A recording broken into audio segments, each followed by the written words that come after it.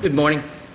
Scott Major on behalf of Los Suenos. This is an appeal from summary judgment. I know that the court's familiar with the facts, and also that recently Coral Towers in the 3rd District was also reversed and leaving a jury question. I presume that The fact is, it's generally a jury question, except when it's not a jury question. You're exactly right. So the issue is, what are the facts? That's correct. In this particular case, since there are a multitude of affidavits filed, contrary at least creates the question of fact as it relates Well, to... if you have an affidavit that says the sun rose in the west, the affidavit will not be sufficient to overcome a summary judgment. I would agree with that. I think in this particular case, you have multiple expert affidavits that quite specifically state that there was absolutely no prejudice to them and no reason why they couldn't have determined exactly what the damages were, at this time also, which is what creates the question of fact in this particular case. And, for those reasons, we think the court should reverse. Well, it's not I'm sorry. it's not an issue. The issue is not what the facts are, is what they could have developed in defense of the case had they been given appropriate notice. Well, candidly, isn't that true? There's no question that, yes, Your Honor, there's no question that you have to look at all the factual situation. Okay. But the key here is whether or not there's created a question of fact. That's the question. Right, and it's our opinion quite clearly that we have affidavits in the record that support that. I don't know if the court is inclined to discuss the question of the notice issue, because in Coral Towers it was a little bit different, because there were two aspects of the reversal. One has to do with the timeliness of notice, and the second has to do with the question of fact as to whether prejudice has been rebutted or not. There was no question, but the notice was late. I disagree, Your Honor, and I'll tell you why. In this case. I'll tell you why. It was 5 years late. There's no question it was 5 years. The same thing in Coral Tower, exactly the same facts. Let me tell you why it's different. I respectfully disagree, and I'll tell you why. In Coral Towers, the determination was that there was so much damage, $250,000 worth of damage, that it was fairly obvious that they should have known and should have given notice. It's our position, consistent with the case law, that when you're supposed to give notice, what's reasonable and timely under the circumstances is when the policy is to be implicated, and that's what the case law says. In this particular case, you only have $38,000 of damages. There's no incentive for our client not to report. The bottom line is Besides, your client couldn't find the phone number. There's no question that I'm not going to question the competence or idiocy quotient of what might have been done or not done. I'm really morally talking about the discussion of how you write about right, them. but here you had a situation where repairs were being done in 06 and 07. That's correct, Your Honor. So it wasn't like it was a latent issue in the sense that in 2010 or 2011, all of a sudden something happened or transpired that made it clear that something had occurred as a result of the hurricane. Yeah, let me tell you the distinction that I'm suggesting, and maybe it's just for purposes of writing an opinion to give instruction, and that is that the question is, when is notice reasonable? And what our position is with the case law is that it's reasonable when you have reason to know that the policy will be implicated. In this particular case, there's a $120,000 deductible per building. If you have $38,000, there's no policy to be implicated. That just does away with the whole idea of notice. An insured can say, well, we don't know because we haven't looked to see that we're outside the deductible, and then 5 years later, just before the statute of limitations runs, bring suit. Well, and by the way, we don't need to file a proof of loss either. There was no proof of loss in this case, was there? No proof of loss in this case. Am I accurate? There was no proof of loss in the beginning. Not at the beginning. You're absolutely right. At the very beginning, not until later on, until the case comes out in 2010 when they give notice. To respond to your question, I don't believe it does away with the entire notice provision, because what you have to look at and what the Supreme Court's saying is that you got to look at each case. In this particular case, the notice provision says within a reasonable time, correct? You are correct, Your Honor. What was the reasonable time between the $38,000 and the $2 million was when? There were 5 years that passed in time. And when did you give notice? We gave notice in 2009, 2010, actually. And 5 years. That's correct, Your Honor. 4 years and 11 months out. You're exactly right, Your Honor. And what I'm talking about is not when did you get notice that it was $2 million or $480,000. When the public adjuster went out and actually inspected the property, you know, Public wasn't adjuster until- was your agent, correct? The public adjuster is our agent, is considered the agent of Los Suenos. Yes, that's correct. And they didn't know that there was something seriously wrong with the building caused by the hurricane, right? There's no question that they have to concede there's damages. I'm not disputing that they know there's damages. What I'm talking about is the application of the principle of when is notice reasonable and when it's not. I understand that when you hear 5 years, it sounds like it's automatically unreasonable. But if you have... And the coincidence of the 5-year statute of limitations. I disagree. Is striking, is it not? I absolutely disagree that there's a 5-year statute of limitations from 2005. The statute of limitations does not begin to run until they refuse to pay. So we don't have a 2010 statute of limitations issue. It really depends upon when you give notice and when that happens. But I agree with you. I concede that this is not a good notice case in the sense that we're 5 years late. What I'm really articulating... Why don't you, since this is not a good notice case, quote unquote, why don't you go to the prejudice case, which maybe is better? It's a much stronger argument. The reason why I was commenting on notice was just for instruction of how the language should be in case law about when the policy is implicated. That was the comment. But aren't we precluded at this point from addressing that by the Coral case? Because in the Coral, they say that the prejudice issue is really a factual issue that should go to the jury. I agree with that part.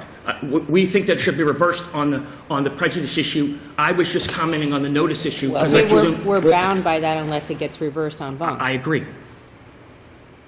I was just commenting on the notice issue. Do you want to say anything about the facts about the prejudice issue? I'd be happy to address anything. We have multiple affidavits that specifically state that the test is, Your Honor. They are all, are they not, conclusory in nature? Every affidavit is conclusory in nature, Your Honor. What? And then every affidavit in this particular case is conclusory in nature because it's an expert going out and saying, I believe that they could have done that. They can rebut it. They didn't file any countervailing affidavits. They haven't just demonstrated in any way, shape, or form that there's something wrong with those affidavits. They're after the fact comments in a brief that whether or not they're admissible or not were not raised below.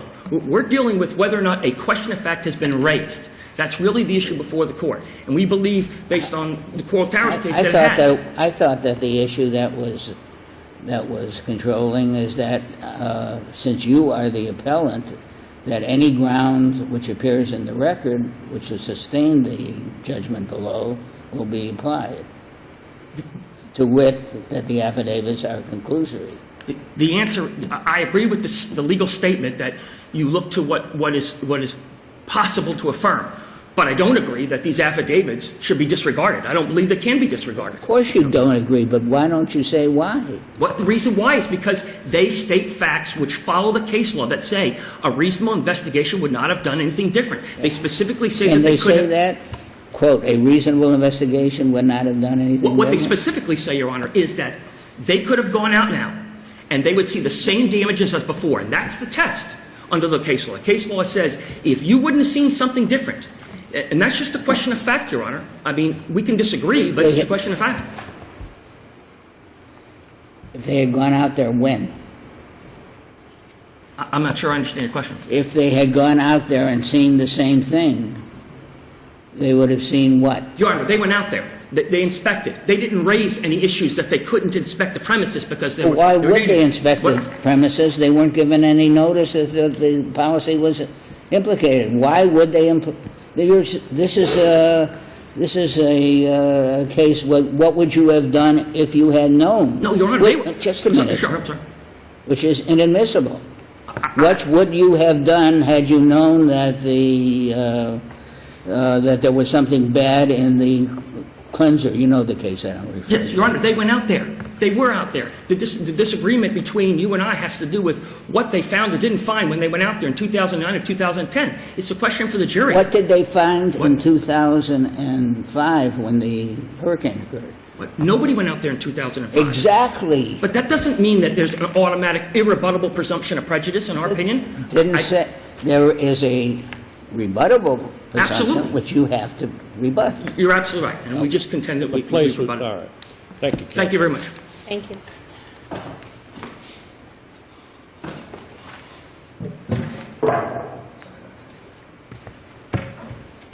Good morning, Maureen Piercy on behalf of Citizens Property Insurance Corporation. Counsel, on the prejudice question, how is this case different factually from 1500 Coral Towers? In this case, there were affidavits submitted by Los Suenos, but the affidavits don't say that the property was in the same condition. What they say is, we went out in 2010 and we saw some damage. It doesn't say this was the same damage that was there in 2005. It's exactly the same amount of time, 60 months, right? That I don't recall. Notice was given in October. It's exactly the same number of months out. It's October of Was it the same? 2010. Was it the same adjuster, just by a matter of curiosity? That I'm not certain of, and I don't remember the date that notice was given in Coral Towers either, so I will defer to you on that, that Neither here nor fact. there. But the affidavits that were provided here simply state, we saw some hurricane damage. It doesn't say the property is in the same condition, and there is absolutely no evidence of the condition of the property in 2005. We know an entire roof was replaced on Building F. We know repairs were done in 2005 possibly, but definitely in 2006, 2007, 2008, 2009. We don't have anything about what those repairs were. So Citizens is brought in almost 5 years later and told, well, you can just go out now and figure it out. Their affidavits do not state that they can absolutely say what the property condition was after the storm. And that's where you get your prejudice, because we're in a position where we just have to rely on whatever's happened. There's no way for them to know what's occurred then. And I think that's what makes this a situation where they have not rebutted the presumption. Is there any case besides Mount Vernon in which, as a matter of law, the presumption was not rebutted? That would be the city management case, which is a third DCA case, and I can get the site for you if you want me to provide that. City management. What's the citation for that?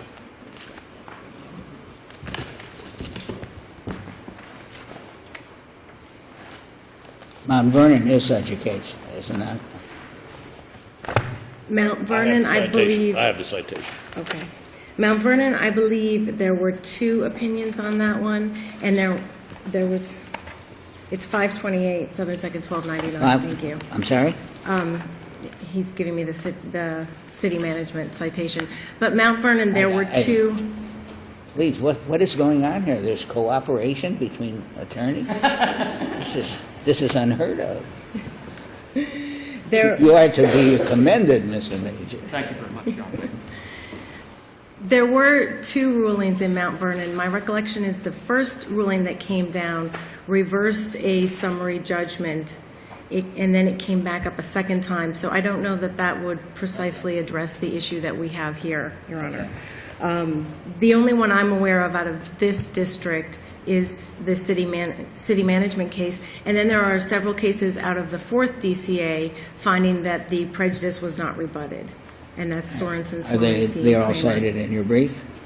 Correct, they are cited. Those are Sorensen, Slominski, and Kramer. In the Coral Towers case, it seems it's very similar to this.